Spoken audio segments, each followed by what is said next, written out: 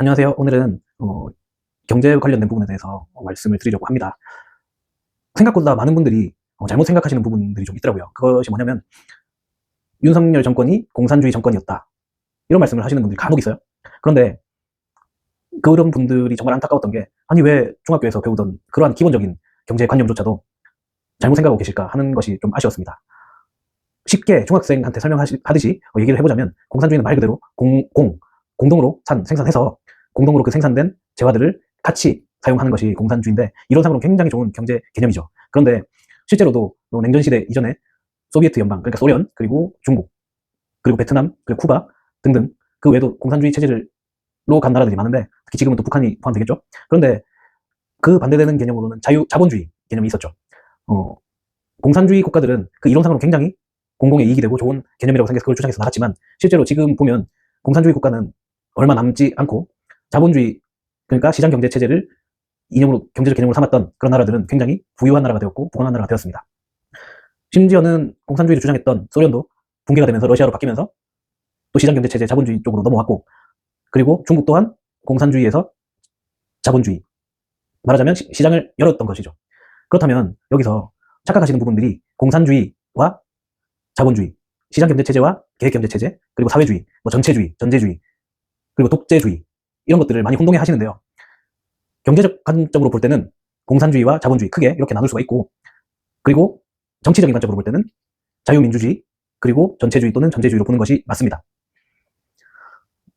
윤석열 대통령 정권 때 공산주의라고 주장하시던 분들의 오류가 무엇이냐면, 윤석열 대통령 공산주의라는 것 자체가 시장 경제를 부정하고, 그리고 나라에서 하나부터 열까지 그 생산을 담당하면서 분배하는 것도 나라에서 다 관여하는 것이 공산주의인데, 비슷한 개념으로는 사회주의가 있죠. 그리고 자본주의는 반대되는 개념으로 민간기업, 그러니까 기업의 민영화에 주축을 둔 것이 자본주의입니다. 자본주의는 또 시장경제 체제고요. 공산주의는 계획경제 체제에 가깝죠. 여기서 시장경제 체제라는 것은 아담 스미스가 주장했고요. 보이지 않는 손, 즉 가격에 의해서 결정되는 것, 시장, 그렇게 주장하게 된 것이고, 계획경제는 나라에서 계획을 다 세워서 그 경제를 주도한다는 것이 계획경제 체제입니다.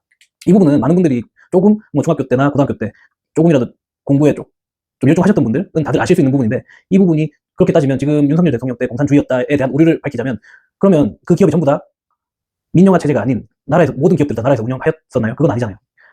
기본적으로 일부 공기업도 있지만 주된 산업은 전부 다 민영화 기업들, 대기업, 중소기업, 중견기업, 그리고 소기업, 이렇게 자영업자까지 포함해서 자체적으로 스스로 가격 결정에 의해서, 가격 경쟁을 통해서 이렇게 이루어졌던 게 시장 경제 체제고 또 자본주의 체제인데, 왜 윤석열 대통령 정권 때 그것을 공산주의였다고 주장하는 분들은 도대체 무슨 근거로 공산주의 체제라고 주장하셨는지 잘 모르겠어요. 과연 그 지식이 부족해서 그런 건지, 그냥 윤석열 대통령 정권, 말하자면 자유주의 보수 우파 정권이 싫기에 공산주의라고 주장하시는 건지는 잘 모르겠는데, 공산주의는 북한에서 쓰고 있는, 또는 과거 중국이나 과거 소련에서 쓰던 경제 방식, 경제 체제가 공산주의지, 자유민주주의 국가 체제에서는 공산주의라는 경제 체제는 없다는 걸 단언드리고요. 다만 자본주의의 문제점도 또한 있었습니다. 다들 아시죠? 빈익빈 부익부라는 그런 것이 있었고, 그렇기 때문에 수정자본주의라는 개념도 나왔고, 계속해서 자본주의의 개념도 발전해 나가게 됩니다. 진화한다고 하죠.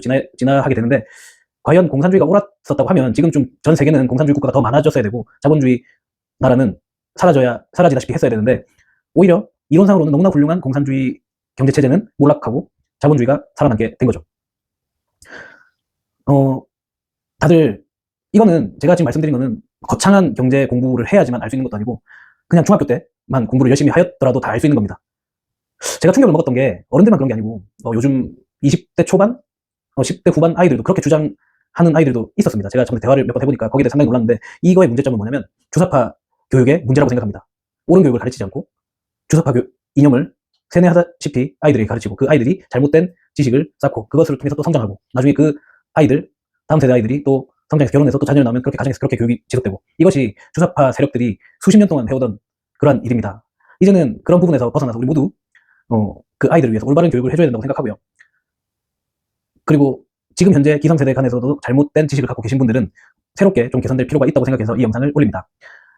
흔히들 많이 오류를 겪고 있는 게, 자유민주주의 반대가 공산주의라고 생각하시는 분들이 많은데, 엄밀히 따지면 자유민주주의의 반대는 독재주의 또는 전체주의, 전제주의, 이런 개념으로 가야 되는 것이고, 그것이 정치적인 개념이고, 경제적인 개념으로 보자면 자본주의, 수정자본주의, 복지주의, 사회주의, 공산주의, 이런 식으로 나가야 되는 게 경제적 관념입니다. 그래서 앞으로 이것을 보시는 분들은 그런 개념이 정치적인 개념과 경제적인 개념을 같이 섞으시는 것이 아니라 정치적인 개념을 얘기하실 때는 정치적으로 정치적인 용어로, 경제적인 개념을 사용하여 말씀하실 때는 경제적 용어로 사용하시는 것이 옳다고 말씀드리고요. 우리나라 대한민국으로 따지면 정치적으로는 자유민주주의 체제를 가지고 있는 거고, 경제적으로 따지면 자본주의와 시장경제 체제를 가지고 있는 겁니다.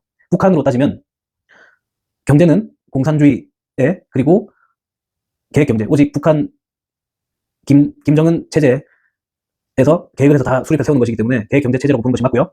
그리고 정치적으로는 전제주의와 전체주의, 독재주의가 모두 해당될 수 있는 부분입니다. 전제주의는 1인이 모든 국가 권력을 가지고 그 국가를 운영하는 체제, 쉽게 말씀드리는 것입니다. 1인이 그 나라를 모두 운영하는 것이 전제주의. 이전에 따지면 왕권 체제나 뭐 황제 국가에 있던 제국 정도로 생각하시면 될 것 같고요. 전체주의는 비슷한 개념이지만 1인이 아니고 그 이념에 맞는, 그리고 일당 독재, 그러니까 당 하나가 이 나라를 주도해서 가져가는 것이 전체주의입니다. 독재주의는 모든 걸 다 아우를 수 있고, 독재니까 일당 독재든 1인 독재든 독재 체제는 다 아우를 수 있는 개념이고, 어떻게 보면 전제주의가 전체주의에 포함된다고 볼 수도 있겠지만, 엄밀히 따지면 이렇게 다 분리돼야 된다고 생각합니다. 저는 정치학자도 아니고 경제학자도 아니지만, 이것은 아까 서두에서 말씀드렸듯이 중학교나 또는 고등학교 때 배울 수 있는 가장 기본적인 내용이기 때문에 오해를 하지 마시고 가장 기본적인 거라도 알고 계시면서 주위에 사람들 모르는 분들이 있으면 좀 알려주셨으면 좋겠습니다. 이 재미없는 영상을 이렇게 봐주셔서 감사하고요. 다음에는 조금 더 깊은 내용을 가지고 다시 찾아뵙도록 하겠습니다.